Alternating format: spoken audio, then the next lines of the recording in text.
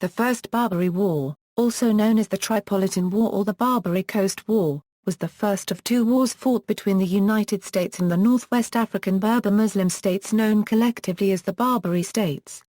These were the Ottoman provinces of Tripoli, Algiers, and Tunis, which were enjoying a large autonomy, as well as the independent Sultanate of Morocco. The war was fought because U.S. President Thomas Jefferson refused to pay the high tributes demanded by the Barbary states and because they were seizing American merchant ships and enslaving the crews for high ransoms. It was the first military conflict authorized by Congress that the United States fought on foreign land and seas. Background and overview. Barbary corsairs and crews from the North African Ottoman provinces of Algiers, Tunis, Tripoli and the independent Sultanate of Morocco under the Alauite dynasty were the scourge of the Mediterranean. Capturing merchant ships and enslaving or ransoming their crews provided the Muslim rulers of these nations with wealth and naval power. The Roman Catholic Trinitarian Order or Order of Martyrins had operated from France for centuries with the special mission of collecting and dispersing funds for the relief and ransom of prisoners of Mediterranean pirates. According to Robert Davis, between 1 million and 1.25 million Europeans were captured by Barbary pirates and sold as slaves between the 16th and 19th centuries. Barbary corsairs led attacks upon American merchant shipping in an attempt to extort ransom for the lives of captured sailors, and ultimately tribute from the United States to avoid further attacks, much like their standard operating procedure with the various European states. Before the Treaty of Paris, which formalized the United States' independence from Great Britain, U.S. shipping was protected by France during the Revolutionary years under the Treaty of Alliance. Although the treaty does not mention the Barbary states in name, it refers to common enemies between both the U.S. and France, which would include the Barbary states or pirates in general. As such, piracy against U.S. shipping only began to occur after the end of the American Revolution, when the U.S. government lost its protection under the Treaty of Alliance. This lapse of protection by a European power led to the first American merchant ship being seized after the Treaty of Paris. On October 11, 1784, Moroccan pirates seized the brigantine Betsy. The Spanish government negotiated the freedom of the captured ship and crew. However, Spain offered advice to the United States on how to deal with the Barbary states.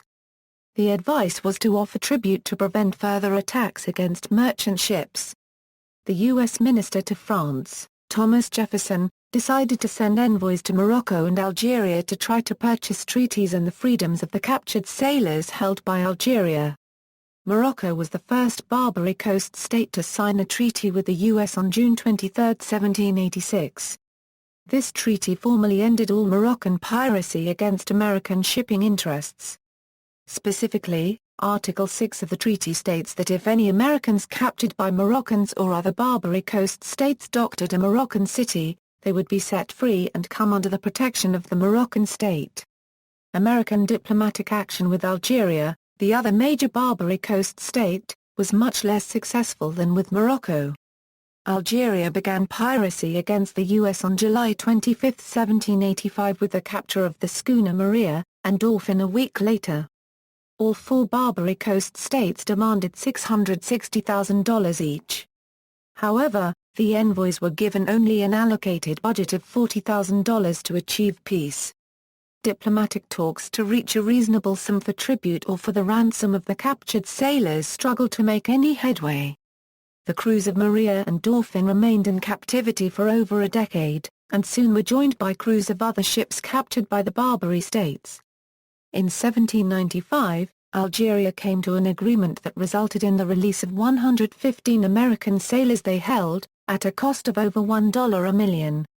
This amount totaled about 1/6 of the entire U.S. budget, and was demanded as tribute by the Barbary states to prevent further piracy.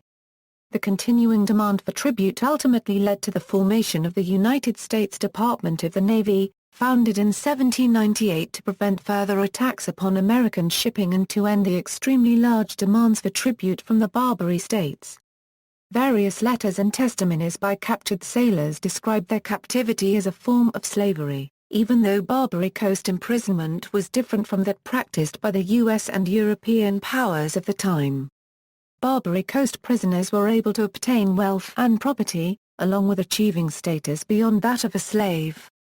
One such example was James Leander Cathcart, who rose to the highest position a Christian slave could achieve in Algeria, becoming an advisor to the Algerian Bey, or king. Even so, most captives were pressed into hard labor in the service of the Barbary pirates, and struggled under extremely poor conditions that exposed them to vermin and disease. As word of their treatment reached to the U.S., through freed captives' narratives or letters, Americans pushed for direct government action to stop the piracy against U.S. ships. In March 1785, Thomas Jefferson and John Adams went to London to negotiate with Tripoli's envoy, Ambassador Sidi Haji Abdurrahman. When they inquired concerning the ground of the pretensions to make war upon nations who had done them no injury, the ambassador replied, "It was written in the Quran, that all nations which had not acknowledged the Prophet were sinners, whom it was the right and duty of the faithful to plunder and enslave. And that every Mussulman who was slain in this warfare was sure to go to paradise." He said, also, that the man who was the first to board a vessel had one slave over and above his share, and that when they sprang to the deck of an enemy's ship, every sailor held a dagger in each hand and a third in his mouth, which usually struck such terror into the foe that they cried out the quarter at once. Jefferson reported the conversation to Secretary of Foreign Affairs John Jay, who submitted the ambassador's comments and offer to Congress. Jefferson argued that paying tribute would encourage more attacks. Although John Adams agreed with Jefferson, he believed that circumstances forced the U.S. to pay tribute until an adequate navy could be built. The U.S. had just fought an exhausting war, which put the nation deep in debt. Federalist and anti-federalist forces argued over the needs of the country and the burden of taxation. Jefferson's own Democratic Republicans and anti-navalists believed that the future of the country lay in westward expansion, with Atlantic trade threatening to siphon money and energy away from the new nation on useless wars in the Old World.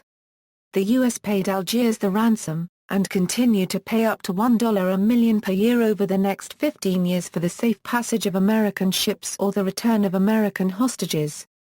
A $1 a million payment in ransom and tribute to the privateering states would have amounted to approximately 10% of the U.S. government's annual revenues in 1800.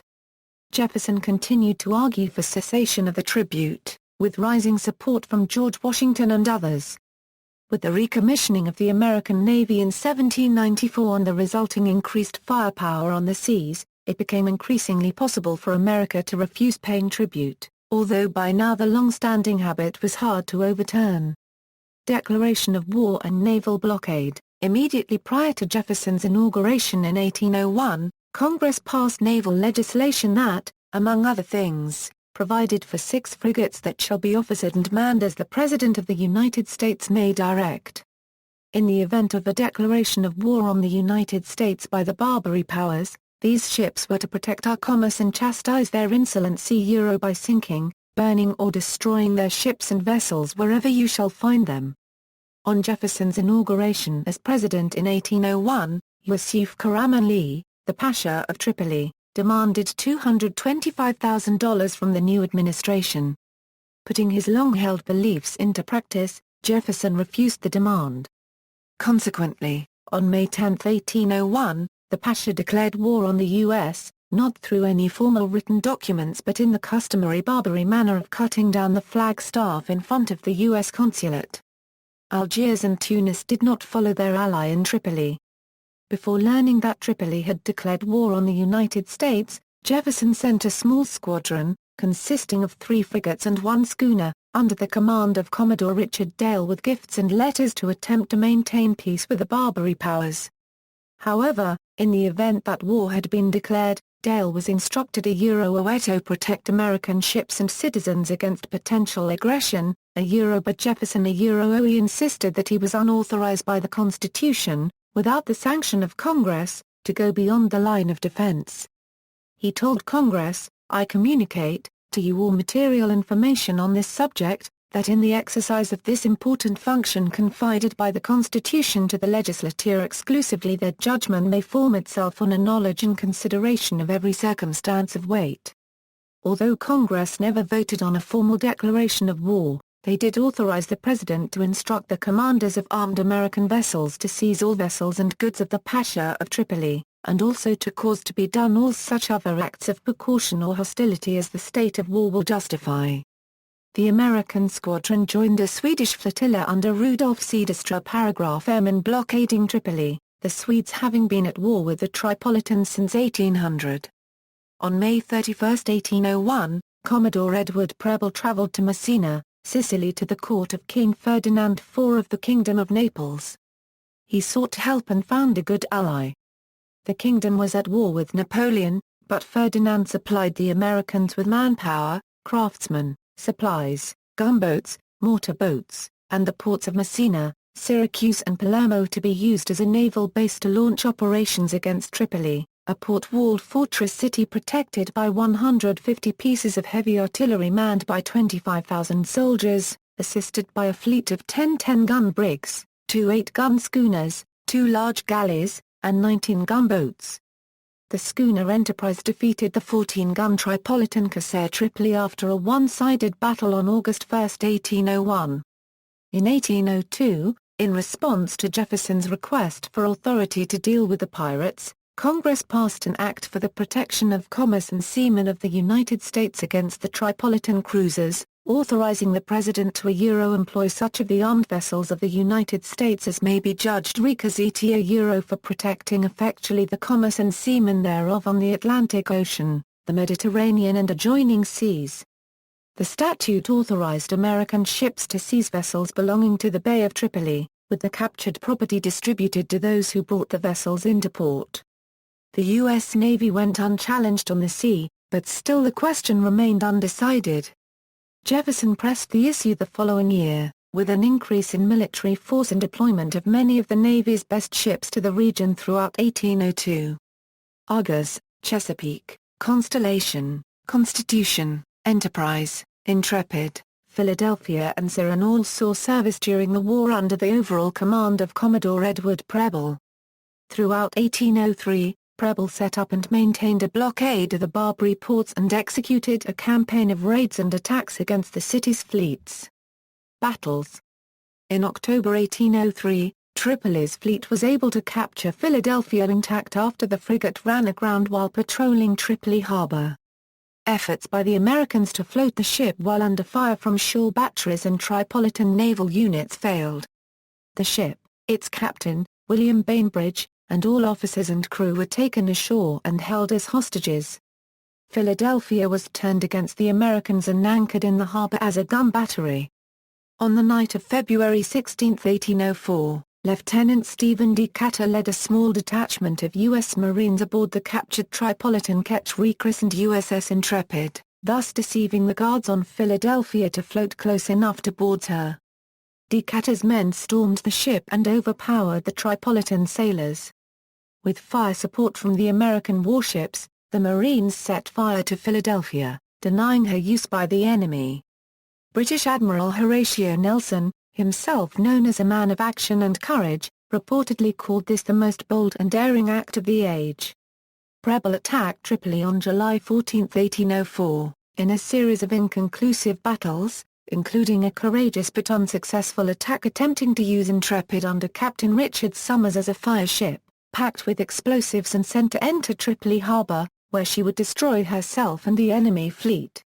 However, Intrepid was destroyed, possibly by enemy gunfire, before she achieved her goal, killing Summers and his entire crew. The turning point in the war was the Battle of Dana.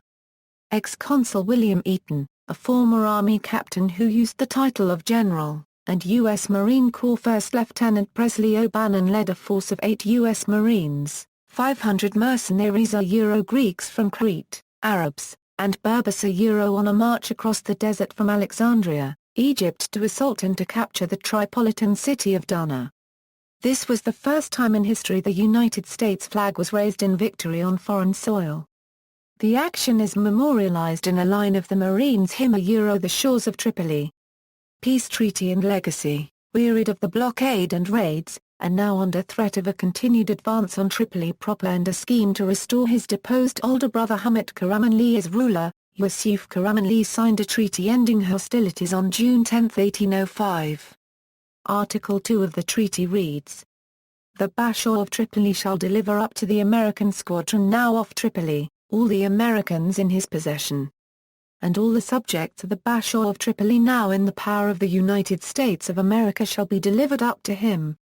And as the number of Americans in possession of the Bashaw of Tripoli amounts to 300 persons, more or less, and the number of Tripolino subjects in the power of the Americans to about 100 more or less, the Bashaw of Tripoli shall receive from the United States of America the sum of $60,000, as a payment for the difference between the prisoners herein mentioned.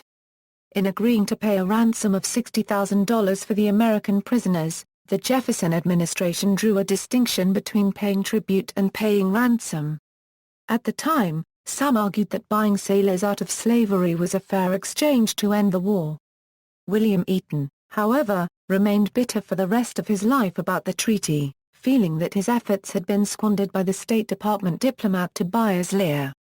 Eaton and others felt that the capture of Dana should have been used as a bargaining chip to obtain the release of all American prisoners without having to pay ransom. Furthermore, Eaton believed the honor of the United States had been compromised when it abandoned Hamid Karamanli after promising to restore him as leader of Tripoli. Eaton's complaints generally fell on deaf ears, especially as attention turned to the strained international relations which would ultimately lead to the withdrawal of the U.S. Navy from the area in 1807 and to the War of 1812. The First Barbary War was beneficial to the reputation of the United States military command and war mechanism, which had been up to that time relatively untested. The First Barbary War showed that America could execute a war far from home, and that American forces had the cohesion to fight together as Americans rather than separately as Georgians or New Yorkers.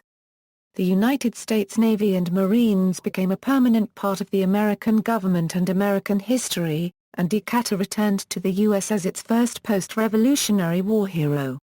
However, the more immediate problem of Barbary piracy was not fully settled. By 1807, Algiers had gone back to taking American ships and seamen hostage. Distracted by the preludes to the War of 1812, the U.S. was unable to respond to the provocation until 1815, with the Second Barbary War, in which naval victories by Commodores William Bainbridge and Stephen Decatur led to treaties ending all tribute payments by the U.S. Monument. The Tripoli Monument, the oldest military monument in the U.S., honors the heroes of the First Barbary War: Master Commandant Richard Summers, Lieutenant James Caldwell, James Decatur, Henry Wadsworth, Joseph Israel and John Dorsey.